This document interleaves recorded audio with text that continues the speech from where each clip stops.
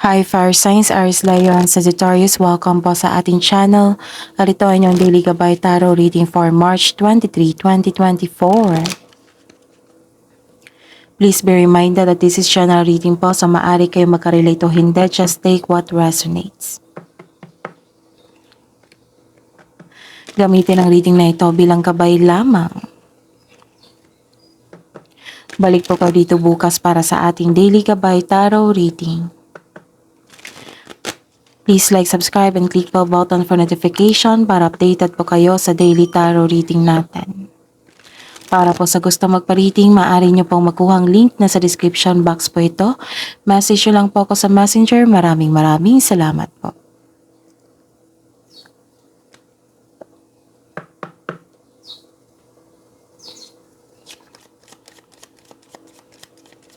Spirits Guide, ano po ang ganap sa araw na ito ngayong March 23, 2024 para po kay Aries, Leo, and Sagittarius? Ano pa po?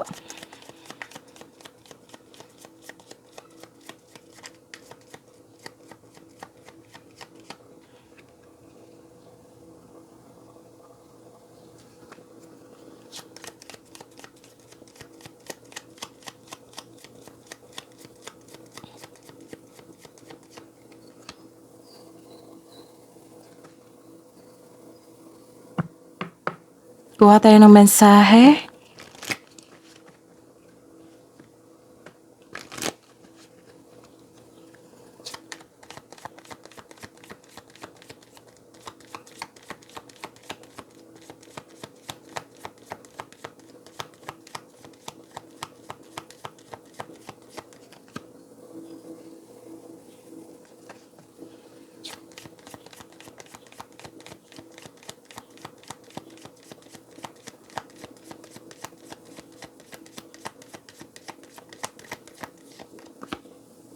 Okay.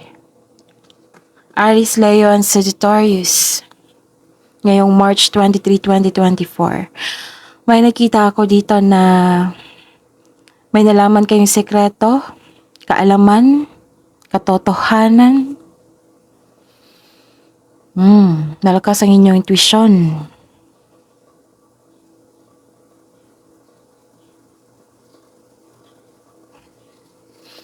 May nakita ako dito na nag-iisip ka, malalim ang iniisip. And nagkaroon ng reflection, nag-reflect po kayo. May nakita ako dito na may naisip kayo sa isang tao na hindi totoo sa inyo.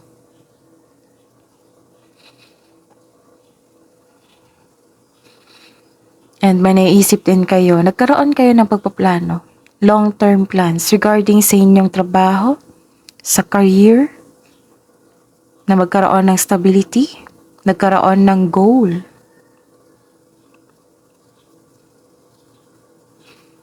May nangyaring closure, may nangyaring ending. At nahihirapan kayo sa pag-let go.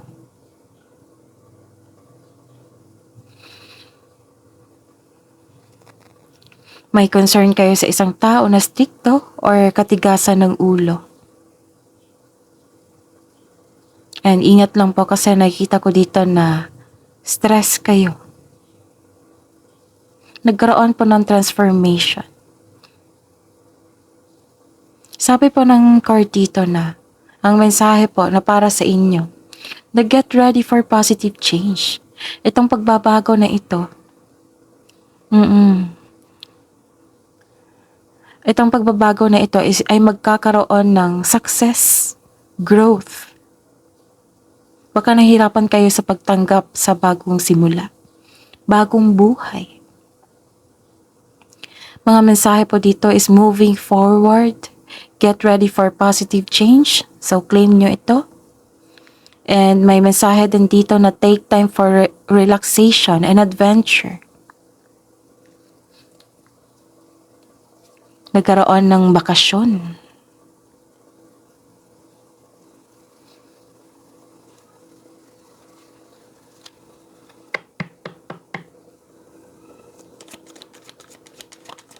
Ano po ang energy ni Aries, Leo, and Sagittarius ngayong March 23, 2024?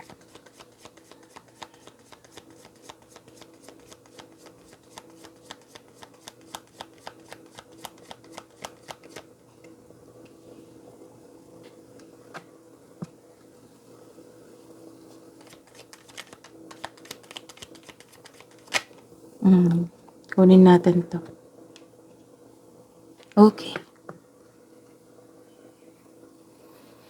Ganda.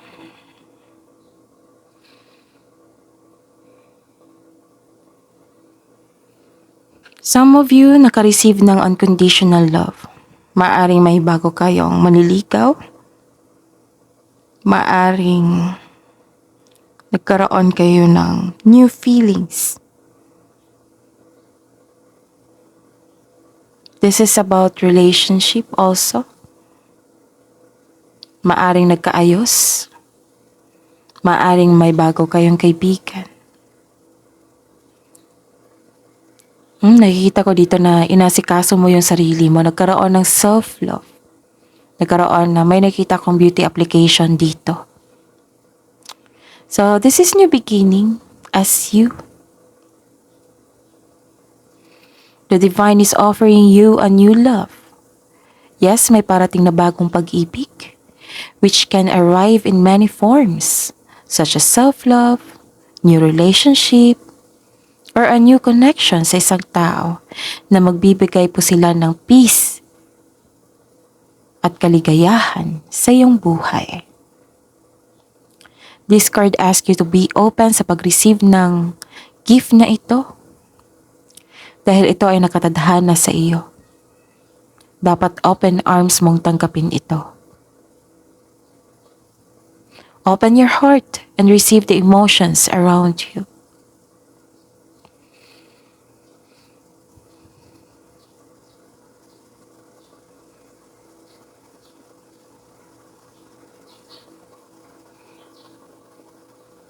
Ikaw ay nagpo-focus sa self-love. And you're taking time for yourself. Para sa personal development niyo po.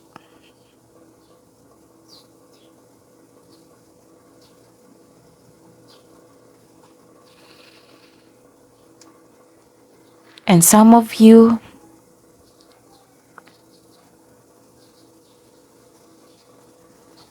kailangan mo ng pasensya dito. Kasi nakikita ko, naiinip ka eh. Naiinip ka? Marahil may hinihintay po kayo. At sabi ng card dito na kailangan niyong magkaroon ng bastong plano. At ingatan, baka mag-grab kayo ng opportunity na hindi niyo pinag-isipan. Binigyan niyo ng mabilis na aksyon. Dahan-dahan lang po at magsaliksik. Some of you, nakikita ko dito may hinihintay kayong tao na gumawa ng hakbang bago kayo kumilos.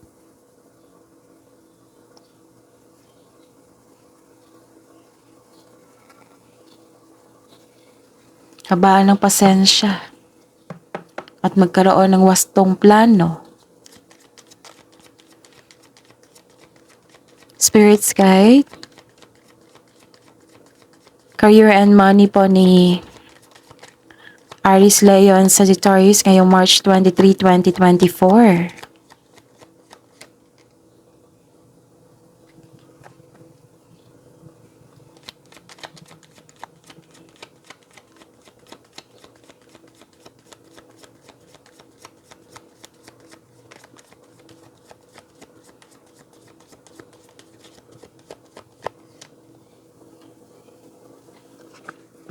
Okay, nagkaroon ng paninindigan dito. Pwedeng naging honest kayo ngayon or may naging honest sa inyo ngayon.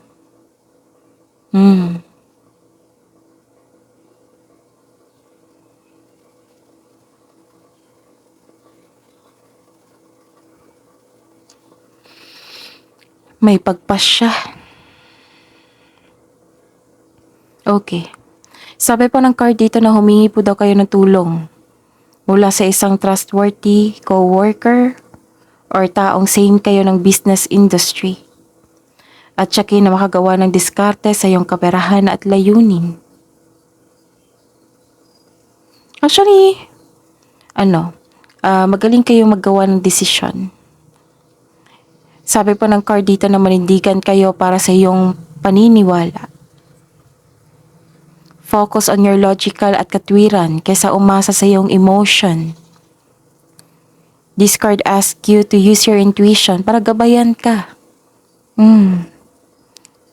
Kung ano yung susunod na hakbang. Connect po kayo. And some of you ay nahihirapan dito eh. Parang, ano tawag dito?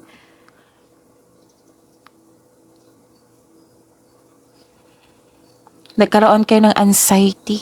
Ito yung sabi ko sa inyo kanina na ingatan, nagkasakit kayo. Some of you nagkaroon ng stress. Nakikita ko dito nagkaroon ng anxiety at pag-alala. Hindi kayo makatulog. Balisa po kayo. May nakaramdam kayo ng takot, naghihinala, dumadalas ang pagkakaroon ng masamang panaginip. Kailangan mo itong labanan sa pamagitan ng pag-unawa, pagtanggap sa isang sitwasyon. So this is a clarification of your cards here na stress po talaga kayo. Kung mahilig kayo sa journal or diary, makatulong po ito.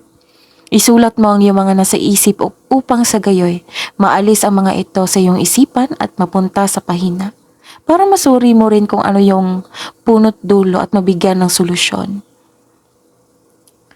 This card tells you to make change. Itong pangyayaring ito ay pansamantala at lilipas din. Worried at stress sa iyong kaperahan o trabaho. Ito ay magdudulot ng pagkawalan ng tulog o focus. Maaring marami kayong trabaho ngayon.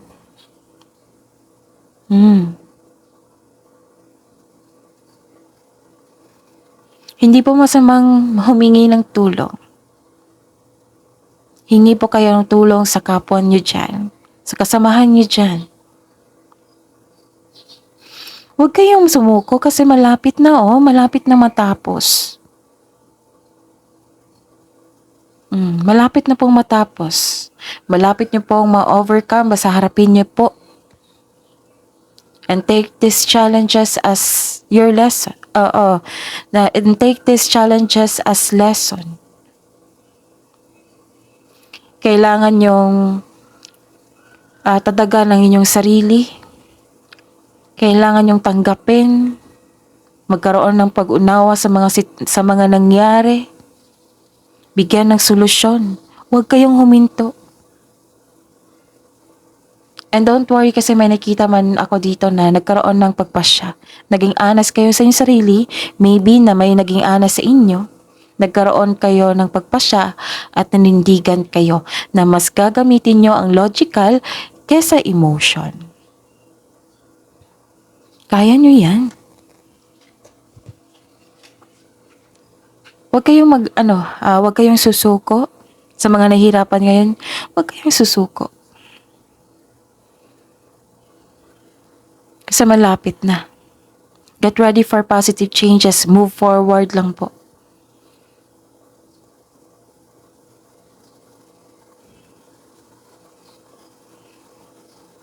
Pahinga nyo muna.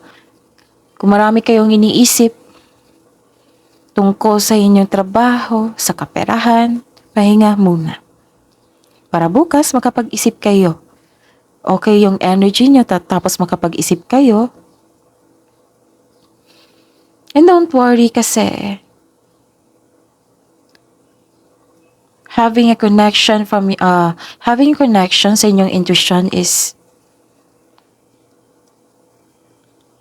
yan yung magtuturo sa inyo sa susunod na hakbang patungo sa success. Basta, magtiwala kayo sa inyong intuition.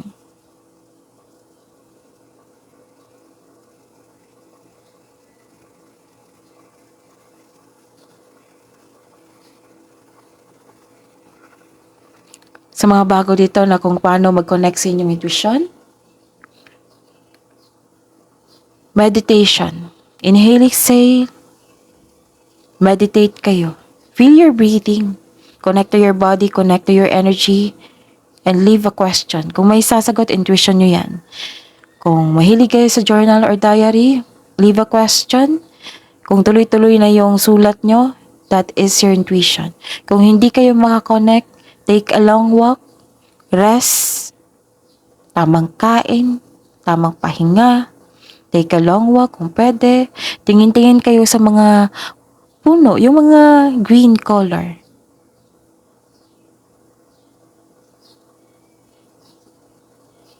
Yung tingin kayo sa 20 meters away.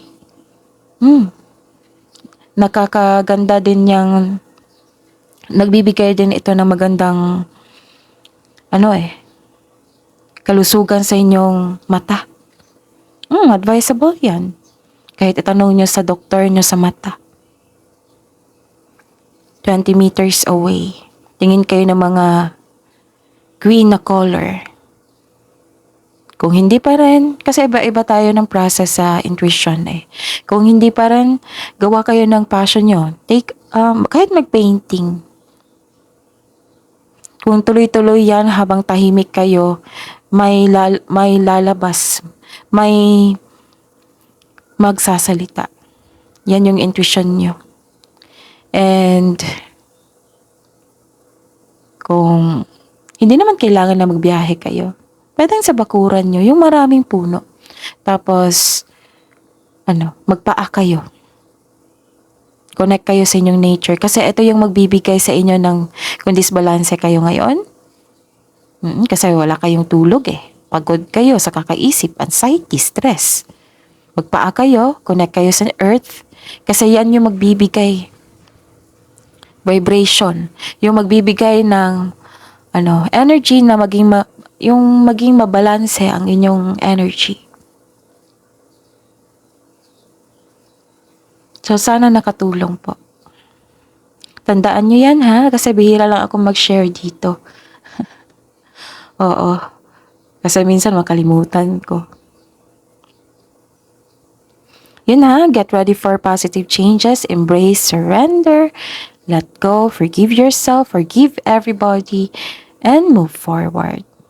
Kung ayaw nyo talaga, give a solution, then move forward. And actually, don't worry kasi you're receiving unconditional love eh. Maraming nakasuporta sa iyo. Marahil marami kayong trabaho ngayon. Kaya pressured. You felt pressured.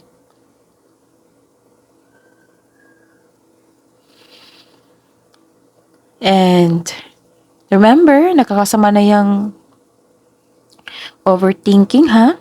Yan yung pumipigil sa inyo na hindi kayo maging happy, na ma-miss nyo yung opportunity. Get out of your head and explore the world. The more you overthink, the less you do. Nothing good comes from overthinking.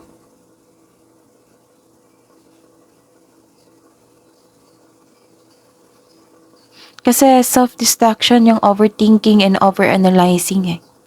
If your dreams involve analyzing things, that's a sign that you think too much. Overthinking steals your life.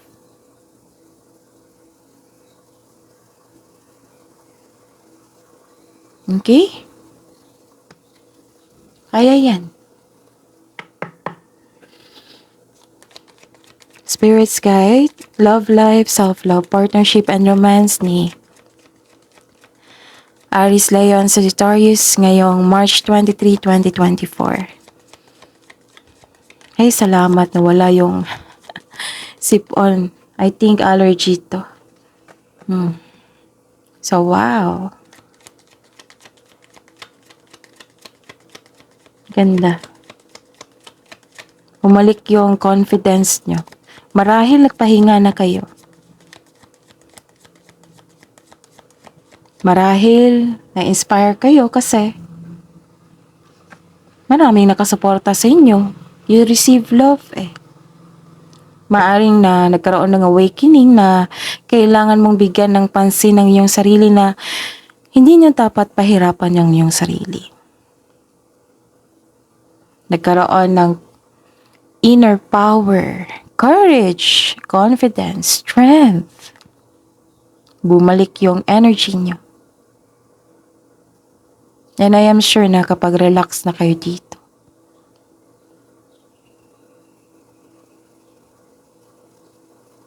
and this is the clarification of your first card here na you're receiving love. Self-love, may nagsuporta sa inyo. This is overcoming obstacles, nagkaroon ng resilience, self-assurance. Para sa mga single dito, have a confidence. At labas ka din sa comfort zone mo upang sa gayo you have a chance to meet new people. Kasi sobrang babad na kayo sa inyong career and money. Kailangan kasi ng pagbalanse po dito, panahon sa sarili, sa pamilya, love life, career and money. Challenging talaga yan. Pero kailangan talaga ng pagbalanse.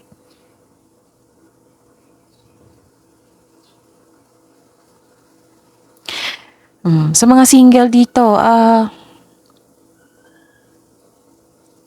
baka nakalimutan nyo na yung social life nyo. Babad kayo sa trabaho. Pwede naman lumabas, may nagsabi dito. Mag-isa lang ako, Miss Jav eh. Pwede naman lumabas. Ako nga, enjoy na enjoy ako eh kung ako lang. Lalo na't manood ng sine. Nako, enjoy na enjoy ako niyan.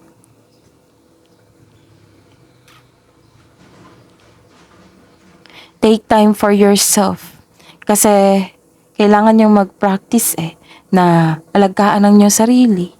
Na mas magkaroon ng time sa sarili. Self-love po yan. And give chance to yourself to meet new people. Kasi may matutunan ka din sa kanila. At mas makilala mo yung sarili mo kung paano ka makipaghalubilo sa kanila.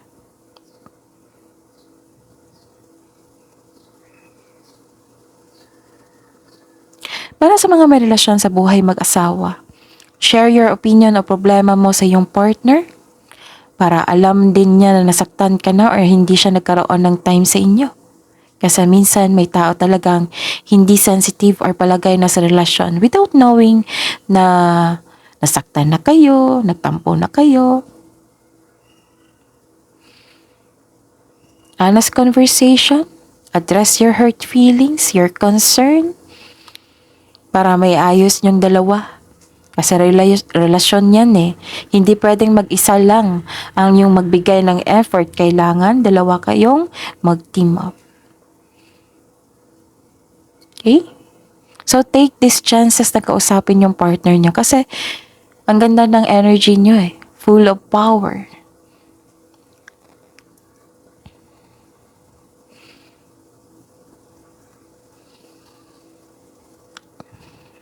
Kasi inspired kayo.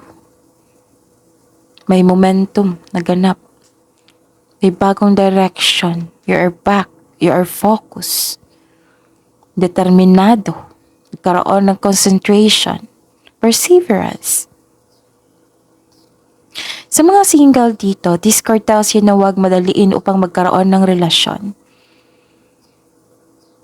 Kailangan magkaroon kayo ng same vision for the future upang sa gayoy magkaroon kayo ng healthy relationship soon. Kilalanin niyo po muna. Kasi ang alam ko, so correct me if I'm wrong ha, ang alam ko yung sa pagiging single, dating, dyan yung exciting eh. Excitement. Dyan yung kilig, mas kilig. Sa pagkakaalam ko ha.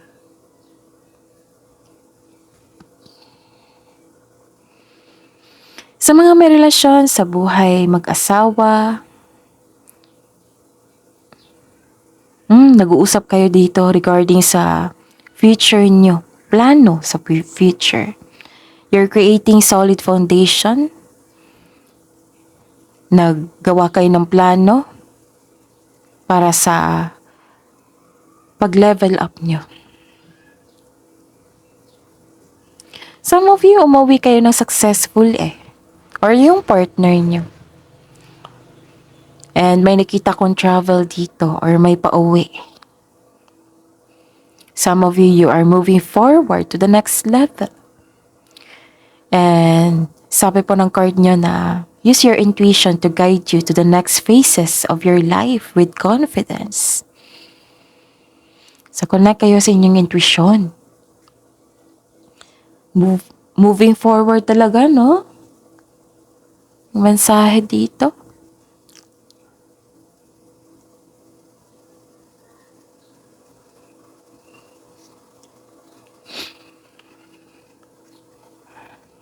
Mawala yung stress mo, anxiety, pag-alala. Kung nag-take time ka sa iyong sarili, sa pamilya, sa pag-ibig, sa partner nyo, sa mga kaibigan, try nyo sa mga nahihirapan ngayon. Para mabalik ang inyong energy.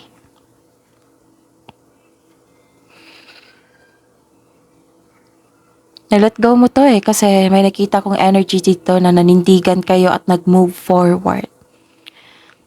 Mas lalo kayong na-inspire, nag-focus kayo, determinado na kayo. So try nyo sa mga nabibigatan ngayon.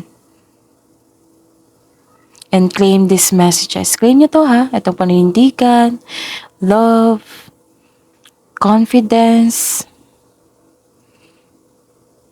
direction, new direction.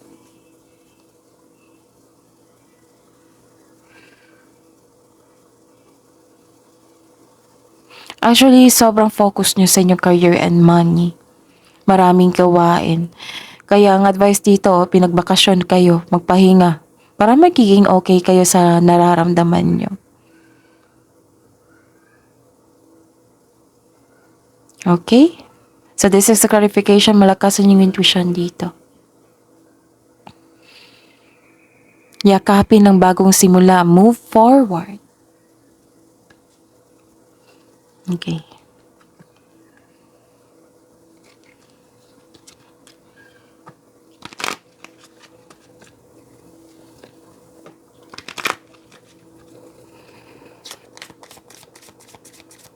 Love message pa para sa mga single.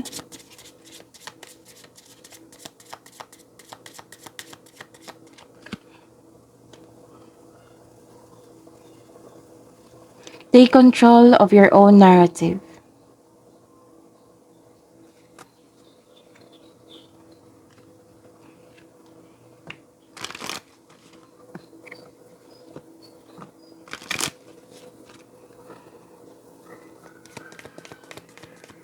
Ayos ko lang, mic.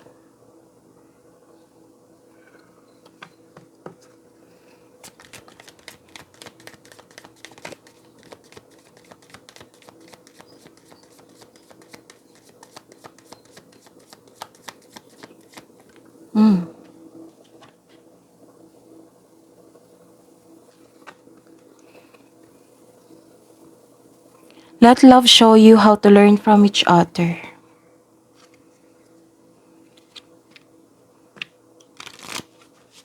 Yung sabi ko sa inyo na kausapin nyo. May tampuhan, may adjustment, usap kayo. Kasi communication yung practice honest conversation talaga. Kasi yan cooperation yan May matutunan kayo dyan. At ma-discuss nyo yung yung natutunan nyo para lagi niyang matandaan at lagi mong matandaan yung mga learnings po. Kasi learnings yung pumipigil sa inyo if ever magkaroon ng negativity. Diba? Ang wisdom message po. Ito yung sabi ko sa inyo kanina dito. Embrace yourself. And change cannot happen without, ending. The ending does not necessarily mean, na mawala talaga, but could be the ending of a relationship, a situation, or simply your decision to not continue with the same old habits. Okay, so this is, about maturity. Maturity is the ability to embrace change, eh. Tapos, matutong tanggapin ang mga nangyari. Kasi nahihirapan kayo sa pagtanggap dito. Nahihirapan na bibigatan.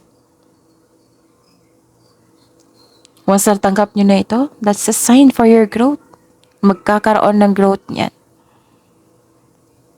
And this is the clarification of your card here na nagkaroon kayo ng desisyon na nindigan kayo na magpatuloy.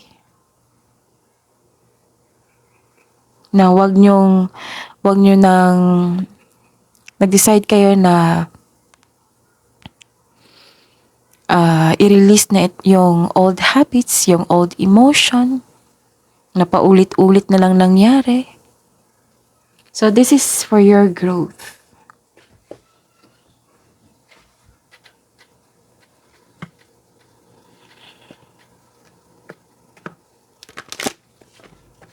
Kailangan mo tong message na ito kasi nag-iisip ka dito. Nagkaroon kayo ng long-term plans regarding sa inyong trabaho or sa career niyo.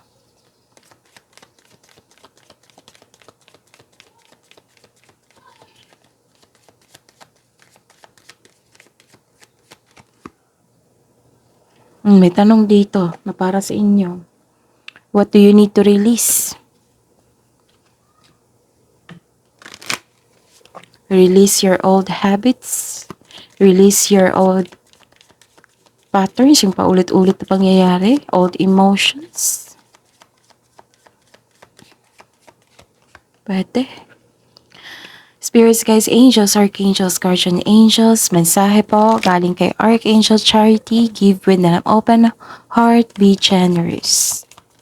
Kasi may natanggap kayong blessing dito. Blessing, this is blessing. Okay, another message from Cherubim. Look to the stars, accept keys and codes of stellar wisdom. So that is your reading for today, March 23, 2024. Aries, Leo, and Sagittarius. Please like, subscribe, and click bell button for notification para updated po kayo sa daily tarot reading natin. Maraming salamat po.